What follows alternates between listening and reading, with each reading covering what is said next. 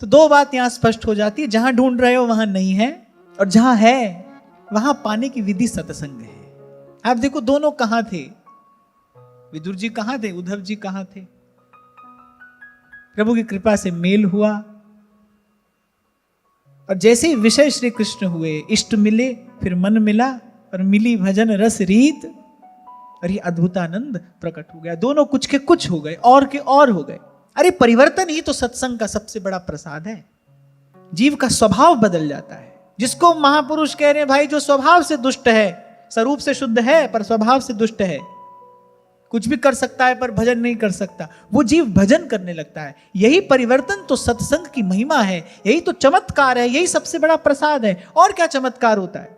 और इसी सत्संग के अभाव में, इसी सद्विचार के अभाव में आप देखो जीव किस प्रकार दर दर भटकता है, कैसे अहमता और ममता की चक्की में पिसता है। ऐसे लाखों लोगों की भीड़ जब देखता हूं ना मैं, किस लिए गए हैं भाई, कोई हमारे मन की बात बता देगा।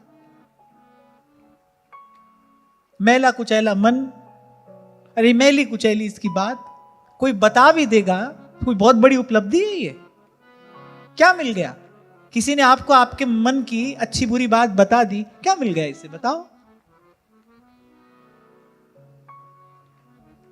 और इतना तो मैं सावधान होकर कह रहा हूं, मनोयोग पूर्वक कह रहा हूं,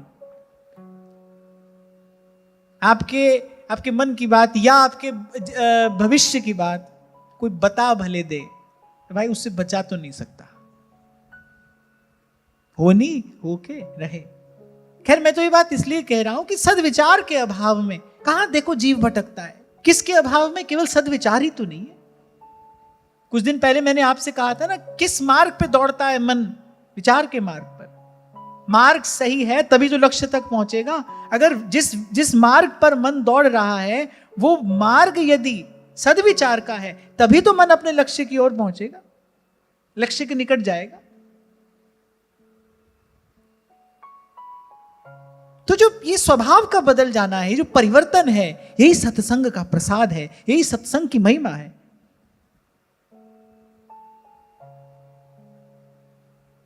और देर नहीं लगती, सबसे बड़ी बात है कि इसका परिणाम तत्काल आता है। तुलसी बाबा कहते हैं, मज्जन फल पेखिए तत्काला, काक हो ही पिक बकहु मराला। मज्जन फल पेखिए तत्काला, कह रहे संतों की ज्ञान गंगा में, भाव गंगा में गोता लगाने का फल कह रहे तत्काल दर्शनीय है। मज्जन फल पेखिए तत्काला, काक होई पिक बकहु मराला।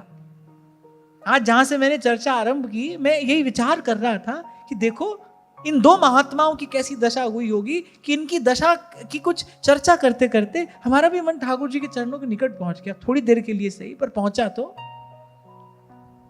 पल भर का भजन हुआ, पर हुआ तो। झलक मिली पर मिली तो।